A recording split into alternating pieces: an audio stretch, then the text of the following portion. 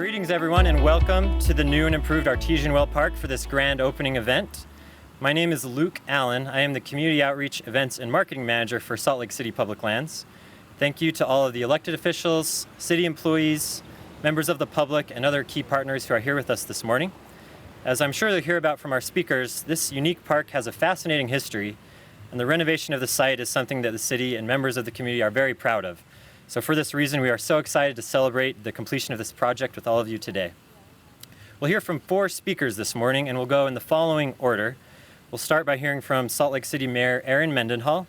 Second, we'll hear from Salt Lake City Council Member Ana Valdemoros. Third, we'll hear from the Public Services Department Director Lorna Vogt. And fourth, we'll hear from community member Luke Garrett. So that being said, we'll go ahead and hear from Salt Lake City Mayor Aaron Mendenhall.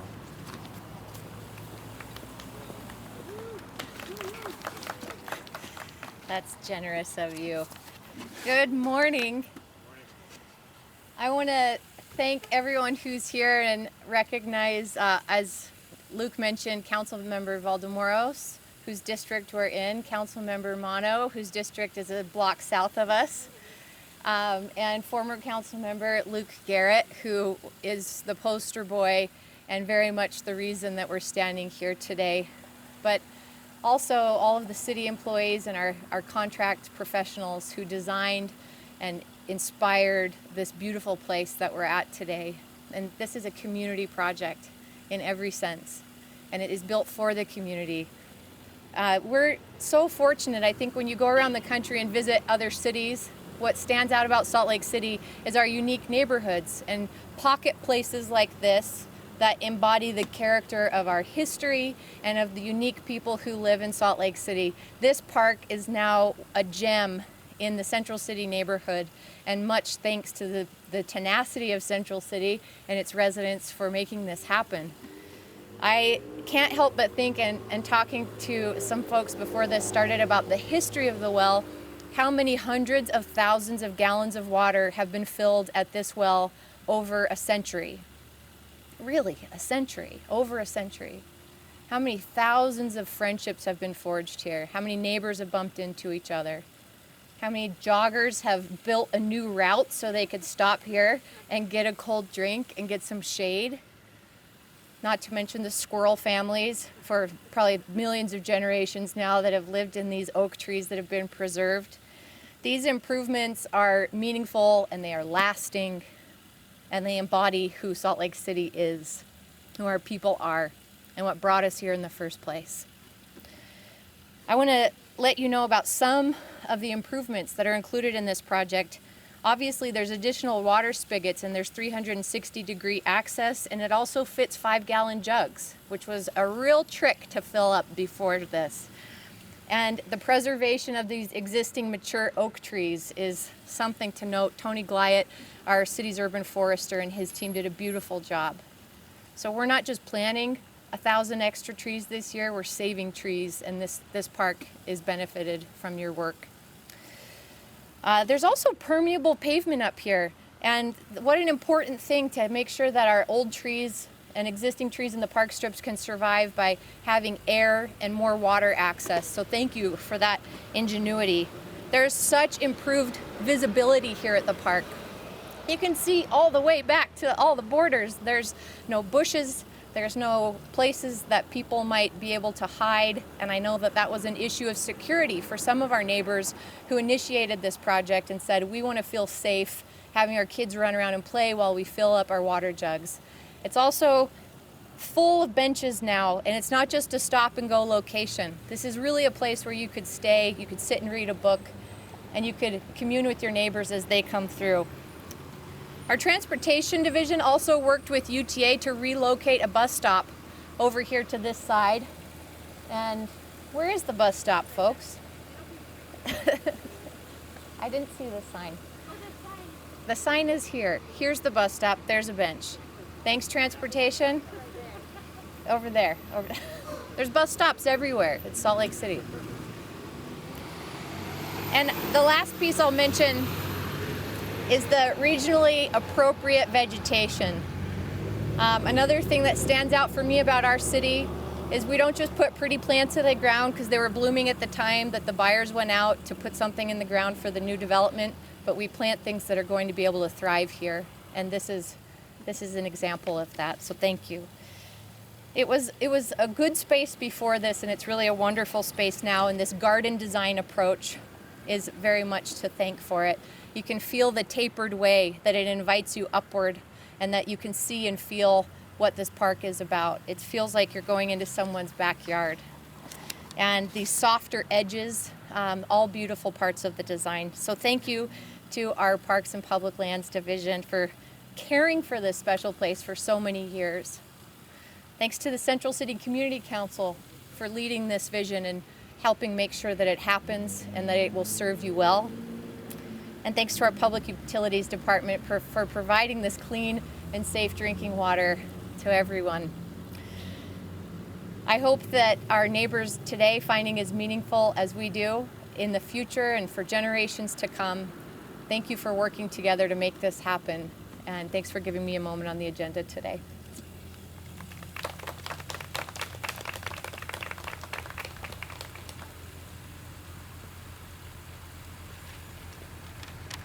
Well, good morning. Hold on. Here you go. Good morning, everybody. Thank you so much for being here. I am very excited to see this gem shine. You know, it's been here for so long, and some of us knew about it, and when we tried to explain, it was hard to find. But now it's shining, and it's amazing, and I'm so excited it's in District 4. I won't say that much because I think this is a product of the work that Council Member Garrett started with the Central City Community Council, and so I want him to, to tell us how it happened and to really, take that part of this history that he did instead of me talking about it. But just have a few things to say. This park was established in 1979. The location is one of the city's oldest residential neighborhoods. Was built around a historic oxen watering hole fed from the Red Butte Creek. The well and park became a treasure to the neighboring community, the city, and even some from further away along the Wasatch Front. 40 years after the original park was created, we're thankful to be able to renovate and renew the park and well. I understand that we were even able to save old bricks, which were reused as the pavers in our new space and reminds us of the rich history we all cherish. So once again, thank you to the community for pushing this forward, for the persistence to our staff that made it happen, and to previous administrations and previous council members for also pushing it to make it happen and have this beautiful park in Salt Lake City. Thank you.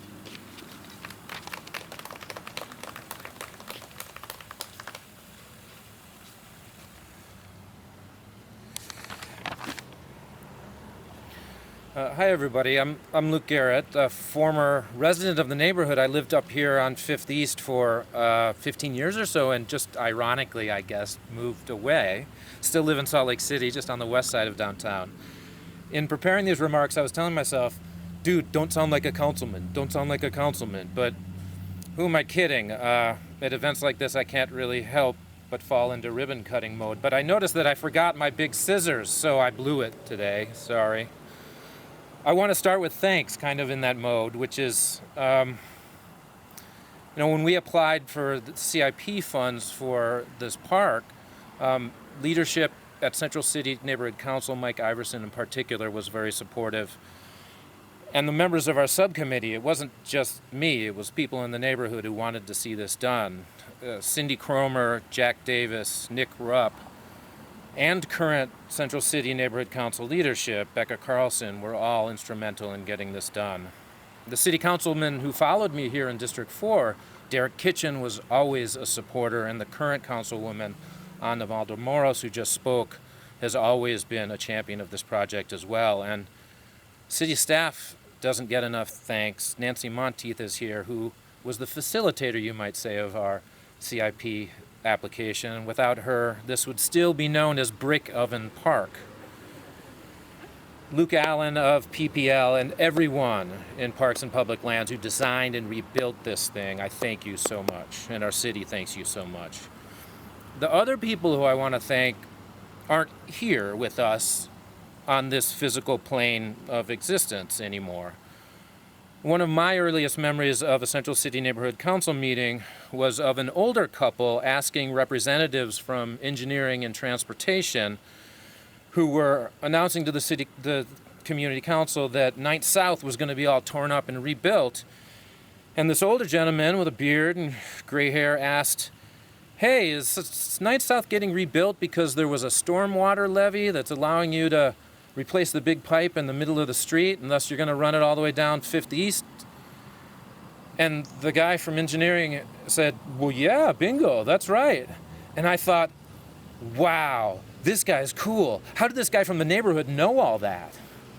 Well, that guy was Paul Wharton, who, with his life companion and fellow hellraiser Ethel Hale, for nearly 50 years lived just 4 houses down here on 8th South, so close to this park. Ethel and Paul would come to Central City Neighborhood Council meetings hell or high water, even when Ethel was having trouble hearing and seeing at the end of her life.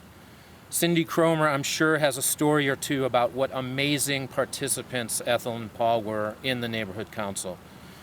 Champions of the working class, committed to racial justice, hellraisers for international peace, these two. Proud of this neighborhood and witnesses to its many changes from the 1970s to the 2010s. Those changes also happened in their big backyard, which is common in this part of the city. Also common are groundwater wells, and that's why the area is also known as Liberty Wells. The original plat of Zion laid out these 10-acre blocks and as garden farmsteads. They all had irrigation wells behind the houses at the center of the block. Ethel and Paul loved their home and improved their property gradually year by year.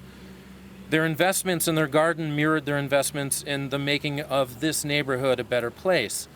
They were one of the pioneers of xeric landscaping because they couldn't get the water pressure from their well in the backyard up to the front yard. And so they had to adapt to make their garden work in the front yard.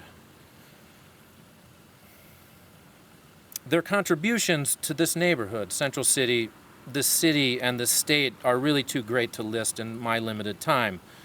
But I believe this park, this beautiful park, as it's been refashioned, really captures their spirit.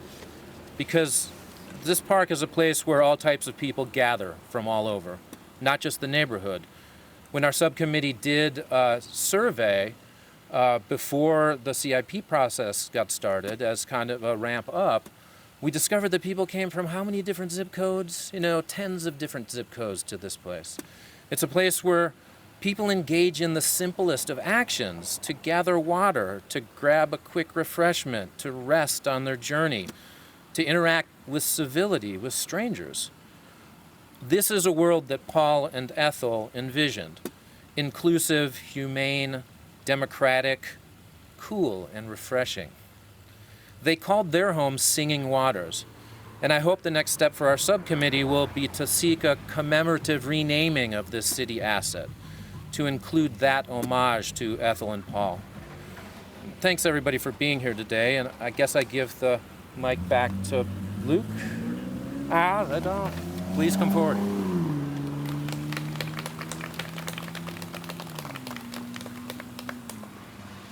Hi, everyone. My name is Laura Navoda. I'm the Director of the Public Services Department and the Public Lands Divisions, which is Trails and Natural Lands, Parks, and Urban Forestry are part of the Public Lands Division. And I just want to appreciate what former council member Garrett just talked about, bringing people together in our civic commons to join them across demographics, across space, and across time in beautiful public places that really are the heart of our democratic society. And the Public Lands Divisions are the heart of making those civic commons happen. And so we're very happy to have them leading out with something I'd like to make everybody aware of, which is reimagineNatureSLC.com, which is the initiation of a master planning process that is to look across the entire system and how we can look at these civic commons, these beautiful public spaces, And there's some icons down on the ground, and there's going to be invitations and pop-up events for communities across the city to engage in reimagining how these beautiful public spaces are used and developed and preserved and expanded so that everybody has access to them. So please check out the Salt Lake City Public Lands website and get more information and find ways that you can engage. Mr. Garrett mentioned the CIP process. The Public Lands Division is welcoming residents to engage with them and to chart our future. I just wanted to mention a couple people, in addition to the wonderful public lands folks of Nancy Monteith and Lee Bullwinkle, Troy Baker and Corey Davis, our engineering division, Bruce Brown, who helped lead the project from their side, our consultant group, IBI Group, the contractor, Stratton and Bratt, and of course all the wonderful community members who came together to make this park a reality. Just encourage the community to get involved, because that's how we build the civic commons that we all want for our future generations.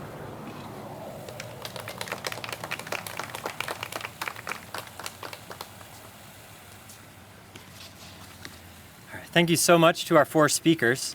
Usually at grand opening events like this, we'll have a ribbon cutting. However, the Artesian Well here gives us an opportunity to do something much more unique. So rather than having a ribbon cutting, we'll be having everyone in attendance fill up a water bottle from the well to signify that this project is complete.